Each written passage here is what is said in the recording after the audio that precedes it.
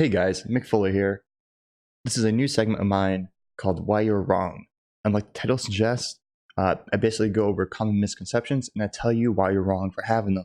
Today's episode will be about Atlantis, the Lost Empire, and basically why it's a blatant ripoff of Stargate. We'll try to keep this short because I can go on all day about why it's such a terrible movie, but we'll only focus on the comparable scenes. They both have introductions that shows an ancient civilization yet has advanced technology. And then right after that, someone within that society gets chosen by some kind of strange blue light. So now we see the main protagonist trying to give a demonstration about the main item, the thing they're trying to seek. No one listens. They all kind of laugh it off, and they eventually just leave him.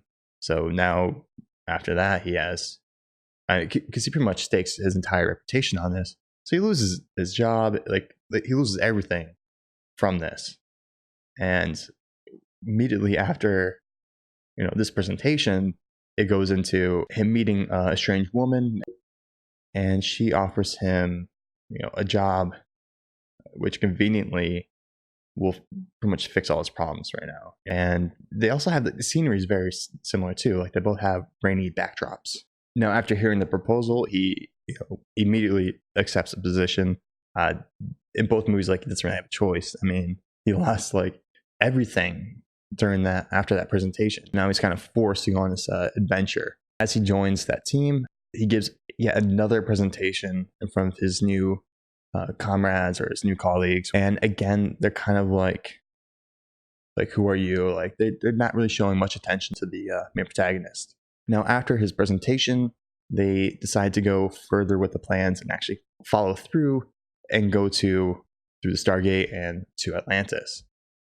So he joins their team, and now the adventuring party gets separated from the main world, and their only hope to get back is in the main protagonist and his ability to translate. And that's their only hope. And in both these movies, the protagonist gets sick when he travels.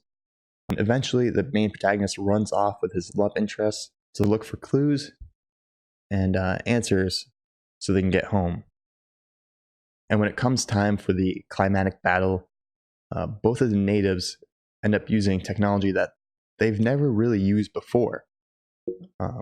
At least in Stargate, they don't really use it that much. They kind of like shoot the guns for diversion, and they've also had at least a solid night, off screen to be taught how to use these guns. In Atlantis, it's kind of just like they have a few minutes, and they jump on these, vehicles and can drive them perfectly. And I know you're saying like, oh, but it's their technology. But in the movie, they establish early on that like it's a culture that they're losing. Like they can't even read their own language. So how are they going to drive their own vehicles? Like it's something that she struggled with in the beginning, that they needed the main protagonist to teach them. Yet when it comes to the main battle, they use it perfectly. Now after the battle, no spoiler or anything, but the bad guy does end up losing, and everyone goes home except the main protagonist, who stays behind with his newfound love interest. And then he, gives back the necklace, and it's end credits. And that's it. So as you can see, there's a lot of scenes that are very similar, borderline the same. And with that, there'll be the end of the first episode of Why You're Wrong. I hope you enjoyed this. If you want to help support the channel, like and subscribe. And don't forget to ding that bell. I do stream on Twitch, so if you want to come check that out, link will be in the description.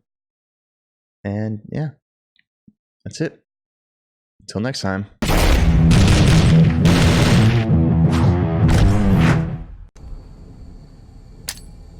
Oh, I won't. All right, what? What was that?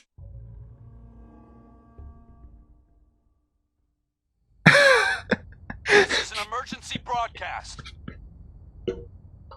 Our caravan's under attack by hostile robots and needs some serious help. We're just